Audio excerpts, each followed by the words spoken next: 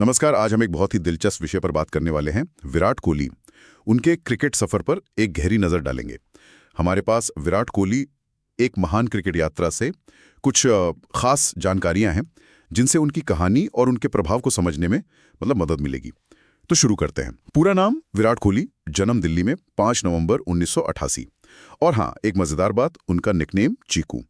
मैदान पर तो हम सब जानते हैं, एक बेहद आक्रामक राइट हैंडेड बैट्समैन और फिटनेस के लिए भी जाने जाते हैं। चलिए सीधे उनके इंटरनेशनल करियर की शुरुआत पर चलते हैं। वो कैसे हुई थी? बिल्कुल, देखिए, सफर शुरू हुआ अगस्त 2008 में श्रीलंका के खिलाफ वनडे डेब्यू।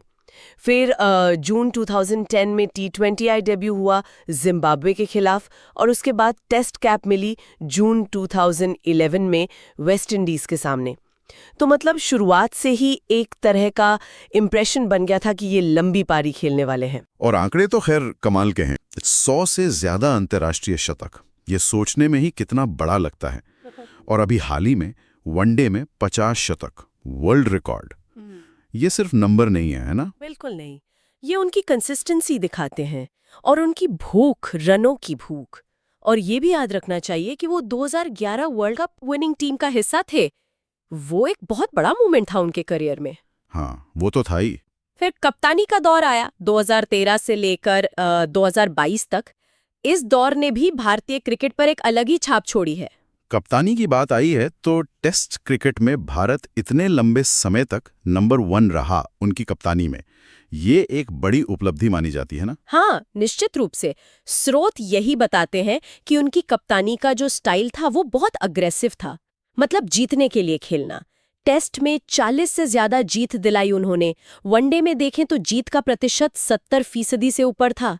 ये कमाल के आंकड़े हैं। हाँ, ये बात सही है और अक्सर उठती भी है कि उनकी कप्तानी में कोई ICC ट्रॉफी नहीं आई, लेकिन टीम के अंदर जो लड़ने का जज्बा, जो एक विश्वास उन्होंने भरा, उसका असर काफी गहरा रहा है। और ये जज्बा उनके खुद के खेल में भी दिखता है। बिल्कुल। जैसे 2023 वर्ल्ड कप में वो टॉप स्कोरर रहे, 765 रन बनाए, कमाल का प्रदर्शन था। या फिर IPL में देख लीजिए, रॉयल चैलेंजर्स बैंगलोर के लिए 7000 से ज्यादा रन, और वो 2016 का सीजन कौन भूल सकता है। 973 रन, अविश्वसनीय। सही बात है। इसीलिए तो उन्हें चेज मास्टर कहा जाता है।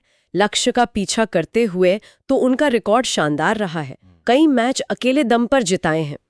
लेकिन इन आंकड़ों से हटके भी एक चीज है जिस पर स्रोत काफी जोर देते हैं, वो है फिटनेस। हाँ, ये एक बहुत ही इंटरेस्टिंग पहलू है। क्या हम कह सकते हैं कि भारतीय क्रिकेट में फिटनेस क्रांति लाने का श्रेय काफी हद तक उनको जाता है? निश्चित रूप से। स्रोत यही कहते हैं कि कोहली ने सिर्फ अपनी फिटनेस पर काम नहीं किया, बल्कि उन्होंने इसे टीम कल्चर का एक जरूरी हिस्सा बना दिया। उन्होंने जो स्टैंडर्ड सेट किए, उसने पूरी टीम के लिए एक नया बेंचमार्क बना दिया।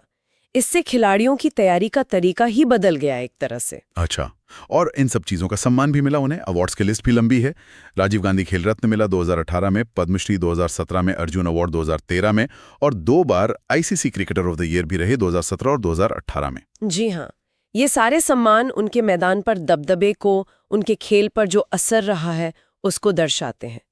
वो सिर्फ एक महान बल्लेबाज नहीं है, वो एक लीडर के तौर पर, एक प्रेरणा स्रोत के तौर पर भी उभरे हैं। तो अगर हम समेटने की कोशिश करें तो विराट कोहली का करियर मतलब आक्रामकता, रनों का अंबार, रिकॉर्ड्स और फिटनेस रेवोल्यूशन, साथ ही एक मजबूत लीडरशिप, इन सब का मिश्रण रहा है। बिल्कुल सही कहा। उनका जो प्रभाव है वो सिर्फ स्कोर कार्ड तक सीमित नहीं है। उन्होंने भारतीय क्रिकेट की सोच को, उसकी अप्रोच को भी बदला है। हाँ, विश्व मंच पर कैसे खेलना है, जी, कैसे जीतना है, जी, ये मानसिकता बदली है। जी। चलिए जाते जाते श्रोताओं के लिए एक सवाल छोड़ते हैं। कोहली की जो व्यक्तिगत उपलब्धियां हैं वो असाधारण है। टीम पर भी उनका असर बहुत गहरा रहा है। तो भविष्य में जब हम किसी कप्तान की विरासत को देखेंगे तो टीम ट्रॉफी कितनी जरूरी है और व्यक्तिगत कौशल और नेतृत्व का जो प्रभाव है उसे कितना वजन दिया जाना